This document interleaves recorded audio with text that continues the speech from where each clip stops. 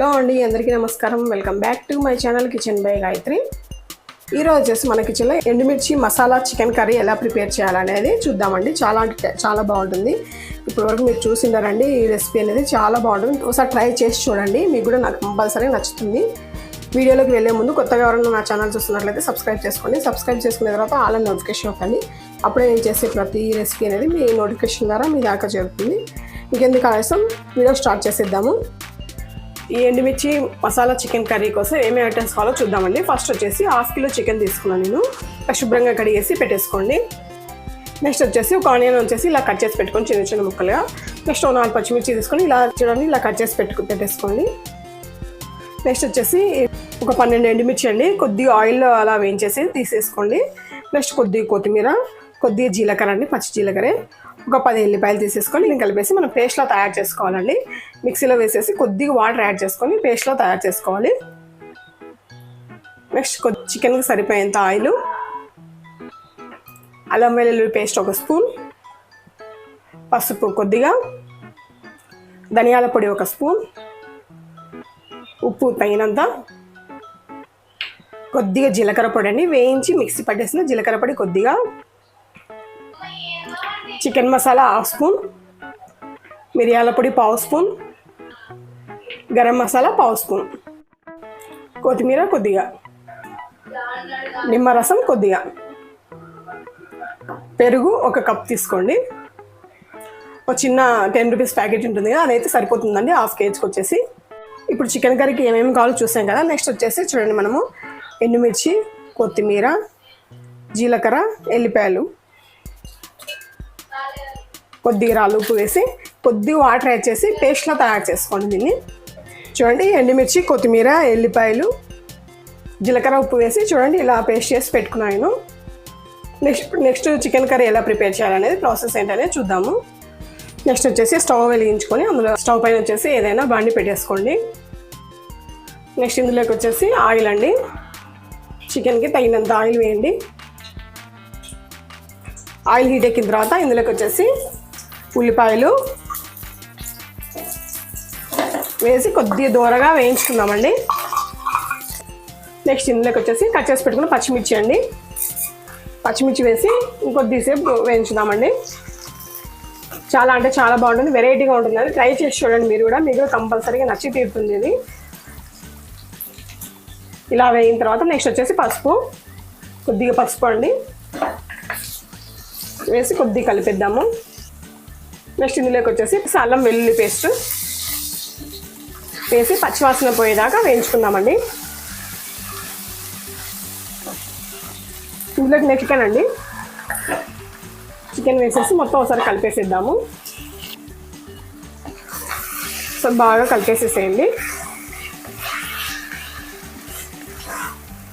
చూడండి ఇలా కలిపేసేయాలి మొత్తము. నెక్స్ట్ ఇందులోకి వచ్చేసి కొద్దిగా ఉప్పు అండి, ఉప్పు వేసి మొత్తం మళ్ళీ ఒకసారి కలిపేసేద్దాము. ఉప్పు కొద్దిగా వేయండి, ఎందుకంటే మనం ఆల్రెడీ మిక్సీ పట్టి పెట్టుకున్నాం కదా. ఎండుమిర్చి, కొత్తిమీర, ఎల్లిపాయలు అవన్నీ మిక్సీ పట్టి పెట్టుకున్నాం కదా, అందులో సాల్ట్ వేసాం కాబట్టి దీనిలో వచ్చేసి కొద్దిగా తక్కువ వేసుకోండి. కావాలంటే మళ్ళీ యాడ్ చేసుకోవచ్చు. నెక్స్ట్ ఇలా మూత ఉంచేసి మీడియం ఫ్లేమ్లో పెట్టేసి ఒక 5 మినిట్స్ అలాగే ఉడకనిద్దామండి. 5 మినిట్స్ అయితే అయిపోయింది. ఇప్పుడు ఎలా ఉంది కర్రీ అనేది చూద్దామండి. చూడండి ఇలా ఉంది. ఇప్పుడు మొత్తం ఒకసారి కలిపేసేద్దామండి. చికెన్ ఉడికిందో లేదో కొద్దిగా చెక్ చేసుకోండి. మనకు 70% ఉడికితే, చూడండి 70% అయితే ఉడికిపోయింది చికెను.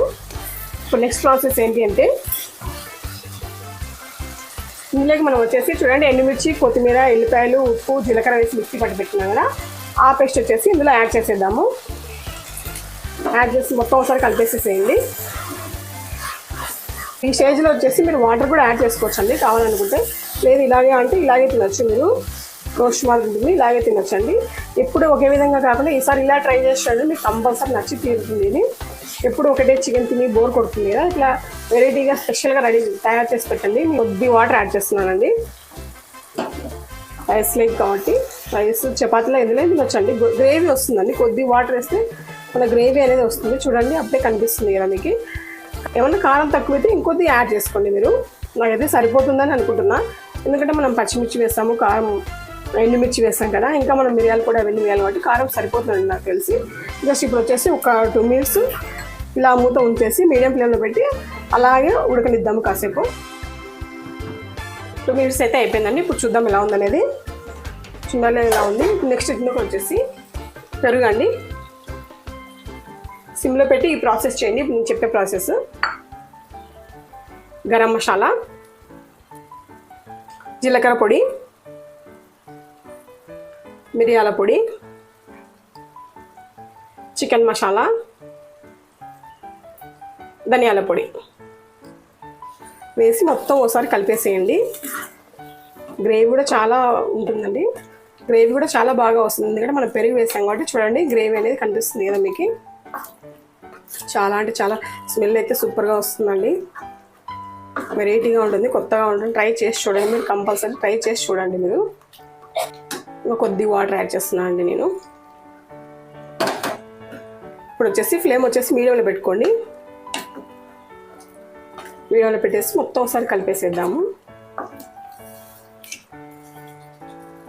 ఒక 1 minute వచ్చేసి ఇలా మూత ఉంచేసి 1 minute ఇలాగే ఉడకనిద్దామండి. ఇంకా ఇప్పుడు 1 minute అయితే అయిపోయిందని చూద్దామండి. చూడండి ఆయిల్ అనేది పైకి వచ్చేస్తుంది కదా. నెక్స్ట్ ఇందులోకి నిమ్మరసం, కొద్దిగా కొత్తిమీర వేసి మొత్తం ఒకసారి మళ్ళీ కలిపేసేయండి. చూడండి ఇలా మొత్తం కలిపేసేయాలి. ఈ చపాతీలేకి, రైస్లేకి, రొట్టెలేకి బాగుంటుందండి. చాలా బాగుంటుంది టేస్ట్. ఎందులోకైనా కూడా చాలా బాగుంటుంది. చూడండి ఇప్పుడైతే ఫైనల్గా అయితే మనకు కర్రీ అనేది, చికెన్ కర్రీ అనేది రెడీ అయిపోయిందండి.